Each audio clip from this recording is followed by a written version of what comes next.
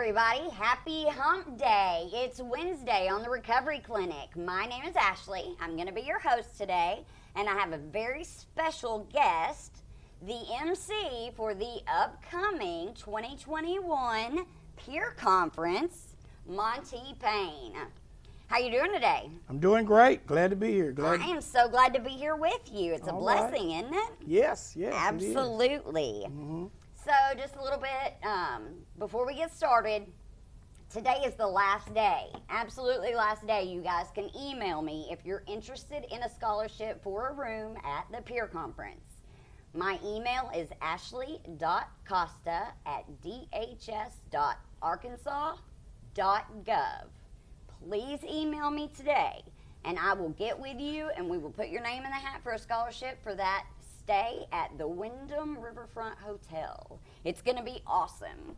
So, like I said, this is our MC for the great event. Yes. That's right. I'll be in the place. That's right. So how you doing today? I'm great. It's a little rainy, but you know me, I stay positive. That's right. You know what? We were just talking before we came on the air, and he was giving me some kind of, good peer suggestions. He was peering me. And, I'm so grateful to have people like Monte in my life today that I can bounce ideas off of. And he can not only point out where I'm wrong, but maybe where I'm right or where I might need some improvement. All right. And that's what we do for each other, isn't it? That's exactly what we do. I have right. a lot of experience in that. That's which part of it? Yeah. Both, really. All right. So, we're here to hear your story today, Okay. and I think it's going to be an awesome story. I personally have not heard your story yet. Well, I've been sober. If I get to November, it'll be 17 years. Woo woo! That's awesome. 17 years. I've worked in this career type substance abuse for 14 years. So I've talked to individuals for quite a while. I feel like it's a godsend, and it's also a good way to keep my insurance on my own recovery by working in the field. That is absolutely true. Absolutely true. I know that, there's a couple of different fellowships as well as the peer world that tell us about that therapeutic value. Yes, yes. So, let's jump right into this because I'm excited about it. I've heard about riding in the trunk of cars and all kinds of crazy stuff. So this ought to be really interesting. Okay. So, Monte, where are you from originally? I'm originally from Los Angeles, California, Inglewood, South Central. Ooh, California in the house. That's right. Uh-oh. Okay. That's so right. tell me about the beginning part of your life. What was it like? How did you get here? Well, I was raised, my brother, and it was, the regular family, 4 individuals. My dad, we were raised in Los Angeles, California. My dad had his own business. My mother worked for the Inglewood Police Department. So we were, middle class, maybe a little upper middle class. We had everything we needed. My brother was kind of a square. I was kind of the baby boy. I was always the excitable one. My parents would tell me, come out here, and I would dance for them. And then I go back in there and they'll say, hey, other one come out there, and my brother would walk out there and walk back. So all back then I thought I was somebody, And then later on, I don't know if anybody's ever seen the show Snowfall. That's kind of what happened to me, and the drug addiction came to Los Angeles, California, the crack epidemic. And unfortunately, I got caught up in that crack epidemic, started using marijuana, started using, crack cocaine. I love when people say, I would never believe you, look like that. But yes, I did go through that, and I went through that for a long period. Went to the military, learned how to drink in there. They sent me back home, and then I came into Inglewood, still struggling. So my mother thought it'd be a great idea for me to go stay with my dad because they got a divorce, and he moved back to Arkansas. So they said, go to Arkansas. And I was like, the guys that were looking for me because of what I took for them, that was a good idea, for me to go to Arkansas because they may not find me in Arkansas. So they put me in the trunk of a car, took me to the bus station, and I got on the bus and went to Arkansas, a new life. That's what I thought was going to happen. Oh, okay, because I was like, wait a minute, you're live on the internet right now, because yes. I don't think you're undercover anymore, buddy. Yes. Yeah, got to Arkansas, and here's the sad thing. I got to Arkansas and did what like a lot of people did. I act like I never had a problem in Los Angeles because no one knew what I was doing in Los Angeles. Right. So I got to Arkansas, played the role, fell in love, had a beautiful baby, and things were going good. And guess what came to Arkansas? That geographic change didn't work. No, they all started having some cocaine up here. And unfortunately, I got into that same, they call it a vicious cycle. I didn't realize I was an addict, but then after years and years of substance abuse, I had to accept the fact that I couldn't help myself and couldn't change my life on my own. Right. So all in all, how long would you say that you were in active addiction? Whew! I counted it. I think off and on 17 years. Wow. Yeah, 17 years. And you're about to hit 17. Yes, I'm about to hit 17. My age is none of your business. Oh. But I'm looking pretty good. I let the little gray pop off a little bit. But yeah, I'm getting a little older, but I've been sober almost 17 years. And like you said, I've got sober, went to an excellent recovery program. I got tired of doing it. And here's the thing that was different about me. I didn't want to do all this this spiritual stuff. But guess where I got sober? I got sober in a facility that had a spiritual component in it. And I had worked a 12-step program, got connected to the spiritual component, then started volunteering there. And they gave me the opportunity to start my career in their facility working as a substance abuse case manager. That's awesome. Mm-hmm. That is awesome. Mm-hmm. I always think it's kind of funny how I remember the very first time that I went to treatment. And when I was there within the first, it took me a good 2 weeks to even agree with anyone that I might have an issue. But I probably wasn't as bad as the rest of them. And so I did understand kind of how they felt, what they were going through. Yeah. So, whenever I left, I was just going to go ahead and become a substance abuse counselor. And that's what I was going to do with my life. So I know that there's a lot of times we have this idea that that's what we want to do in the first 48 hours we go to rehab for the first time, right? Mm-hmm. And so, I think it's amazing whenever people truly do get the opportunity, maybe not as, a counselor or a case manager in your case, but now you get to do it as a peer, and so, and I think that maybe the reason that we all kind of get that bright idea the first time we go to rehab is because we recognize that our life could have a purpose. Yes. I'll always tell people this, like that pink cloud. Yeah. We first start getting sober, and we're just happy. Nothing is bad. Everything's great. And then I always tell them, hey, you do understand that the bottom's going to fall out of that. Meaning you're going to have to deal with some paying some bills. You're probably going to have to reconcile with those children you haven't been dealing with. You don't trust me. You got some judicial issues you probably haven't been dealing with. Yeah, and I'm gonna tell you what I did. I did not know if you buy a car, you have to pay the insurance every single year. I mean, every single month.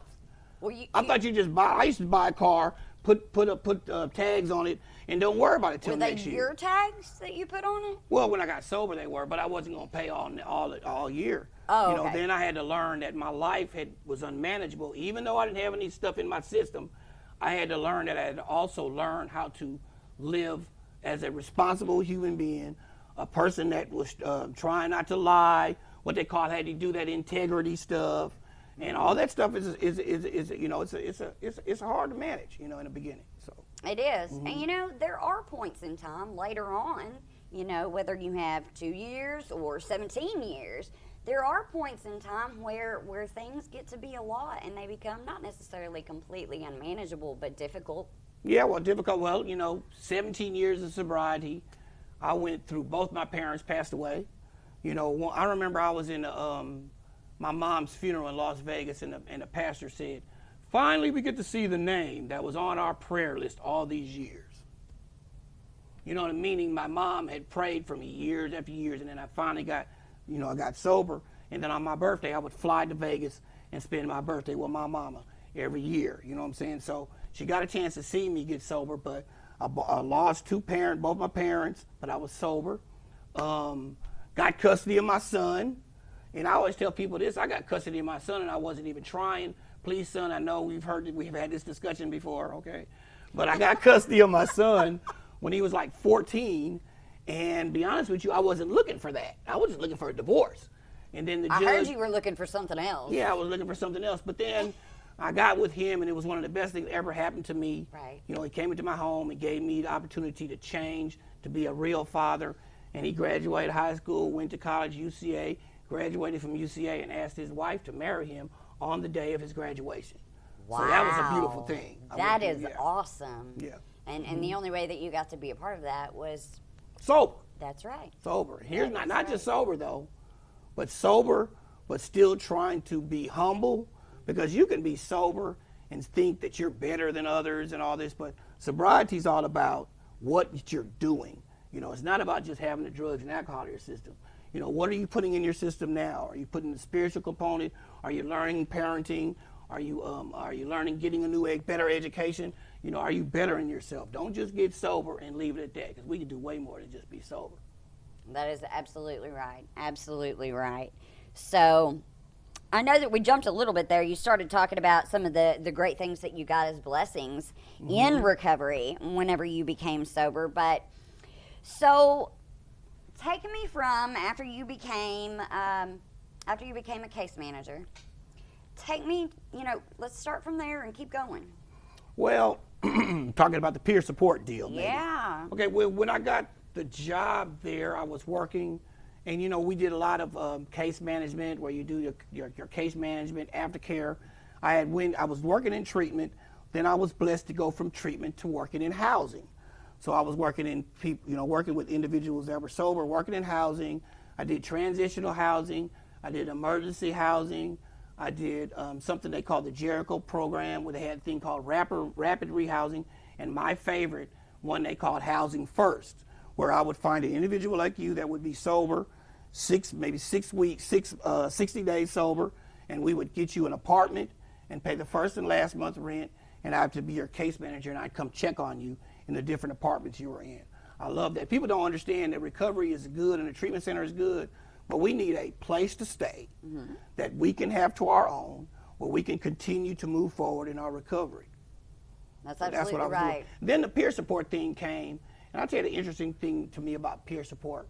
Peer support blessed me, because at that time in my career, I was kind of getting stagnant, meaning I was doing the same thing over and over and over. And then peer support came, where they started taking an individual with lived experience and putting them in places like jails, places like emergency rooms. Hopefully they go to colleges. Hopefully they'll put them in high schools. I'm just keeping it real, you know, because these are places that are going to have substance abuse problems, but you're not going to hear people talk about it. That's right. You know, so if you have people in those areas, I got the opportunity to be one of the first trainers that they had. I was able to train. I'm doing a training right now. I'm going to be there at 12, you guys. You're going to do a great job. All right? Don't hate on me. Hey. You know, so what I heard is that you're a great resource, and whenever I have a question about something, I know who to pick up the phone and call now. Well, yeah, working in the field all these years, especially in Little Rock, Arkansas, I've worked hard to make sure my name is in housing units, chemical freeze, courts. They know my name, and the best thing is for me to know your name. We know each other's names, so we can be able to we bring in a peer. It's best for us both to work toward giving that peer the services they need. You know, they may need housing. They may need to worry about something with the court. Now it's new thing is things like computer basics, learning computers and all that stuff. So having those resources to me makes you not have to do so much work. You can just do a warm handoff to another individual that can do the same, another type of service. That's absolutely correct. So, you know, there's everybody in our field has a specific thing that they are an expert about. All right, I like that. So, like I just heard you say a whole lot about housing that I had no clue about, right? And so, in that instance, you know, if I've got somebody that is getting out of sober living, they've got a little bit of money, but they don't have a lot. You know, and this is what they want to do. They're still unsure about working with the bills, and they're unsure, but they're ready. And so what I heard you say was, you know, that there are different options from just jumping straight out of sober living into being all on your own, free and clear. Well, yeah, you know, the thing that what I talked more about was, this is like housing for homeless people. You know, you have different housing. They have rapid rehousing. Let's say families, they have no home, they have nowhere to stay. There are some programs that can try to, you know, rapidly within a week get them in some type of housing. Then you have what you call transitional housing. That's a person coming from treatment into a housing facility that only has a certain amount of time they can stay. Then you have permanent supportive housing. A person can come out of treatment, go into this housing, and there's no length of stay. I've worked in a facility like that for 10 straight years, and it's been years where I've worked with individuals from 1 year to about 8, 9 years. Some of them have passed away, you know, and will be there. I've been at funerals for individuals I've supported, you know. But if I was to take a look at myself and say, what is my number one deal? I'm a facilitator. I'm a teacher.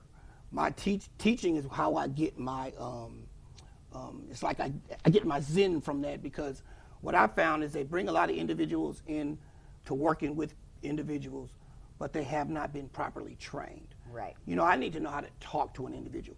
I might do worse working with the individual because I may not be trained. I might send them off even in the worst direction. If I'm not trained on empathy, motivational interviewing, I understand trauma. All these things are things I need to understand if I want to give you some great service. You know, and if I don't know it, I need to know how to say, Miss Ashley, I don't know this, but I'm gonna get you somebody that can work on it for you. You're absolutely right. I think as people in recovery, that is probably one of the number one things for me to be able to do. Most important thing for me to be able to do is to say, you know what, I don't know that answer, but let me see if I can figure out who does. That's right. That's right. Because the moment that I decide that I know it all, and you know, I'm not saying I'm perfect. There are probably a lot of times where I sound like I know it all, and I surely do not. But the moment that I decide that I know it all, then, you know, I'm shut off from the world. All right. So, that's right. That's right. And I have to check myself on that daily, hourly, minute by minute, you know, at times. So, but tell me about where you work right now. That's where I wanted to get to. I worked where I worked for 14 years, and I stepped out on faith because I was a little nervous. A real close friend of mine, I'm going to say Shalinda, thank you so much. She called me and said, I see this perfect opportunity for you, Monte. And it was working for R-Care Behavioral Health. Now, I wanted to stay in substance abuse, so I went to R-Care and found out that they had a medical assisted treatment program. As soon as I heard that, I almost ran. I was like, I'm not going to work here. But then after I educated myself on the opioid addiction and how individuals are struggling from the opioid addiction, mostly because they don't want to withdraw off of trying to change, and they hate that feeling of withdrawing, so they continue to take opiates.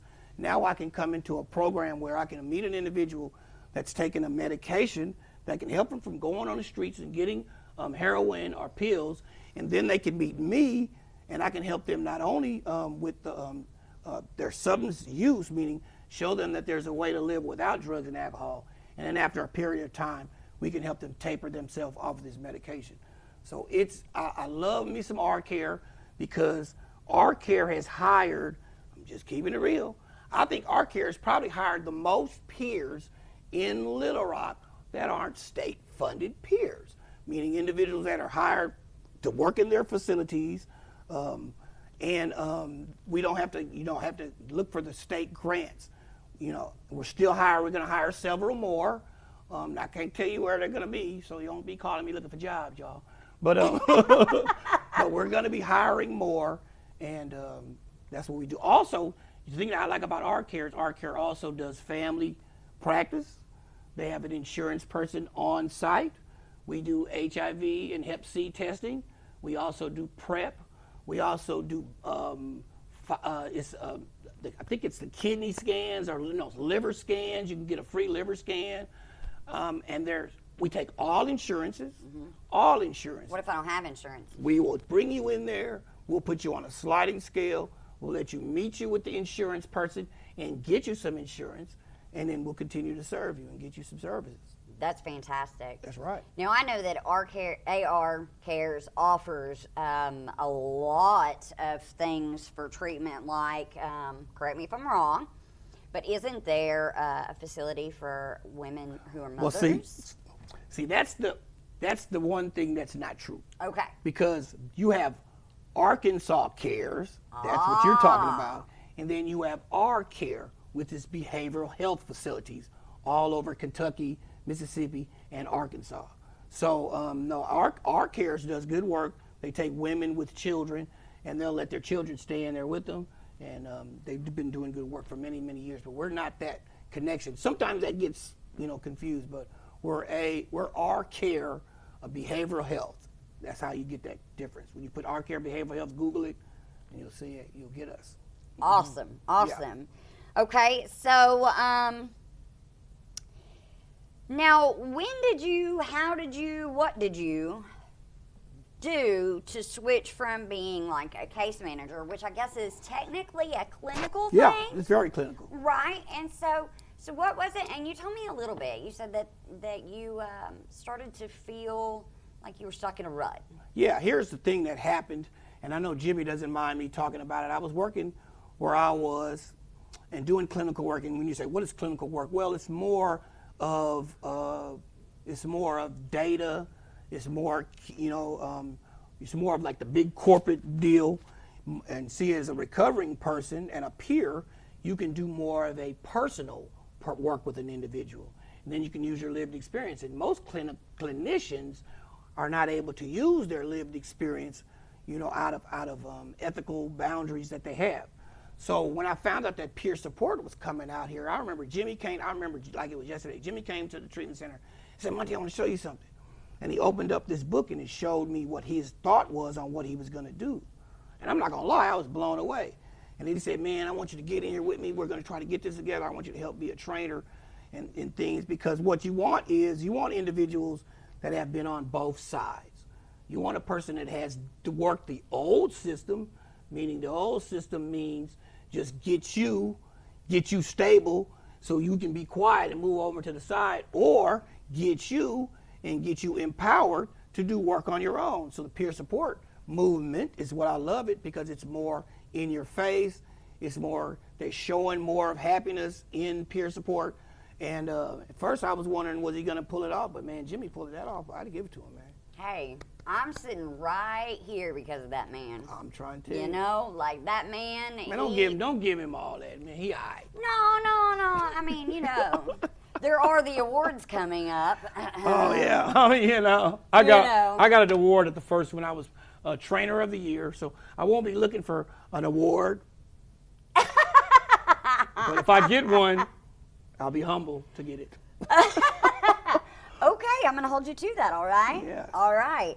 So, I'm really excited about this conference, and I'm excited about you being the MC. Oh, wow, yes, I am the MC. I'm going to be loud and proud. That's yes. me. So what are you going to bring to the plate? Well, I was going to wear different outfits every single day, but I'm not going to do that, You're going to wear the same outfit every day? No.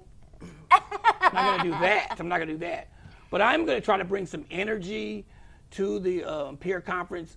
I tell people this: we're out here working hard, and we're almost taking our work home with us, our worries home with us. We'll be able to get together as a group of individuals working in the field, trying to make a difference on the front lines, and we'll be able to take a 3-day break, laugh, enjoy, eat food, shake hands. You need to get new resources while you're there. You need to get phone numbers.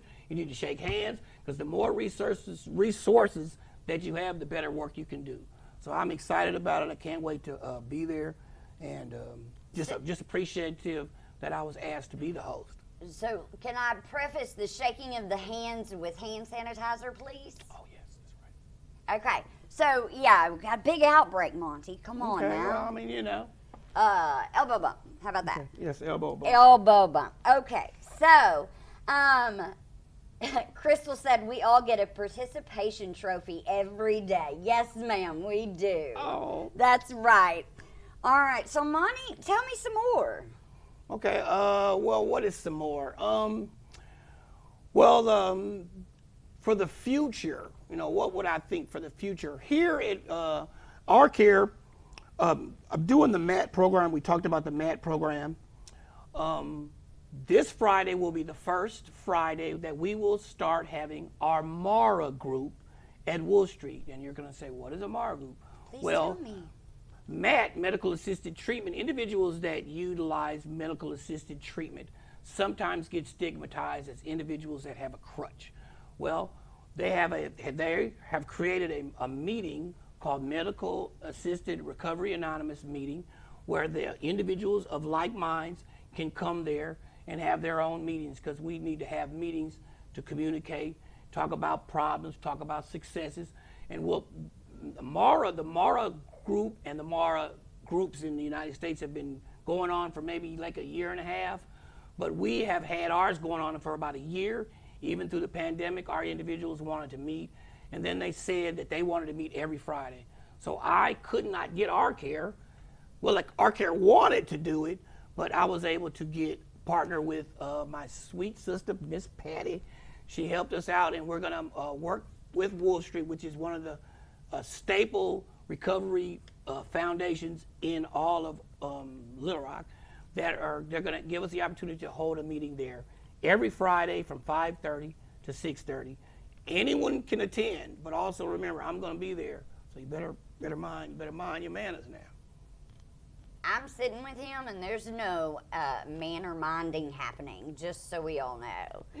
So, I want to shout out to Patty real quick in Wolf Street. Like, Patty has got a lot of stuff going on over there for our peers. She really is.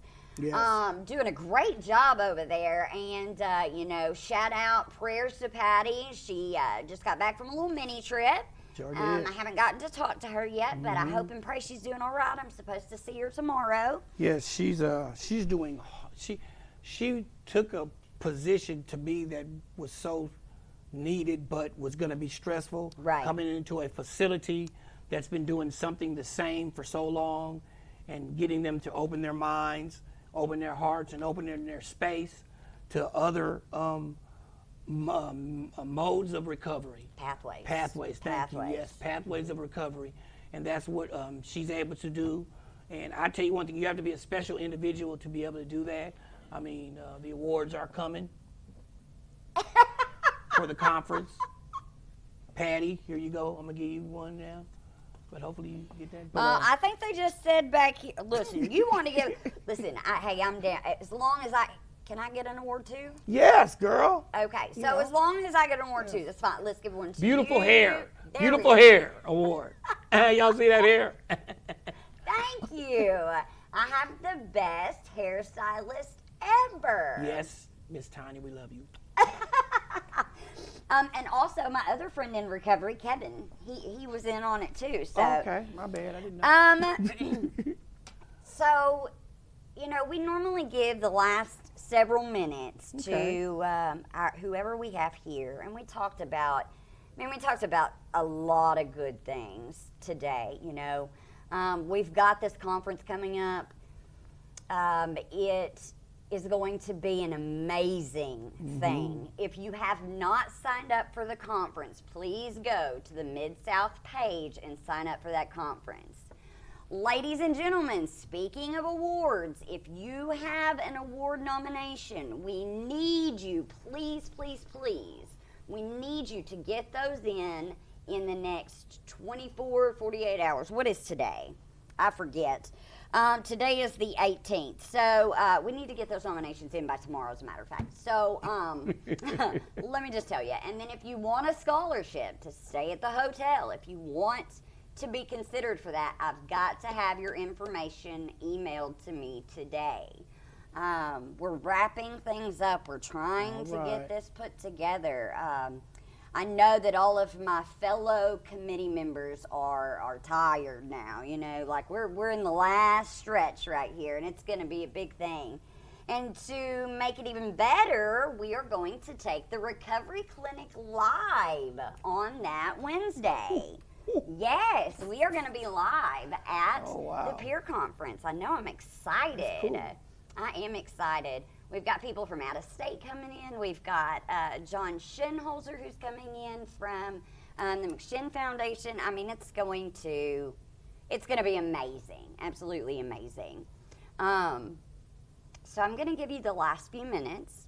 I just wanted to kind of tell everybody to get signed up, send me scholarship information, and we need your nominations for awards. I know you like somebody in the peer world. I know you do. All right. So let me hear about it, okay? Monte, tell everybody what you want us to know.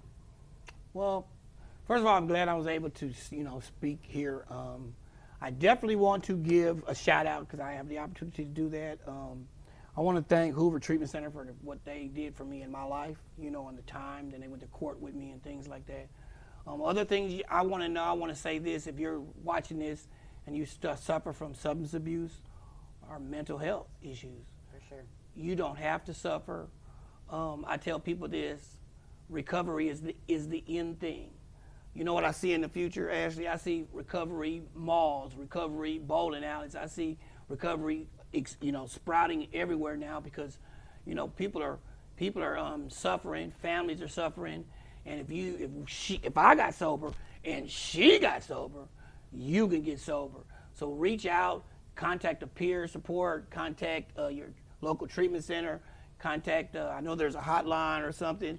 You can contact the hotline or contact me, 501-744-1131. I will help you personally, whoever you are. My phone, I've been using this phone for 16 straight years, and if you call me, I'm going to help you. That is a long time to have one phone number. Out of all that, that's what I heard. Because I don't know about anybody else, but I was changing my phone number like every 6 months. Yeah, I know. Me too. I didn't even have a phone. You got a paper phone, don't you? I didn't have one.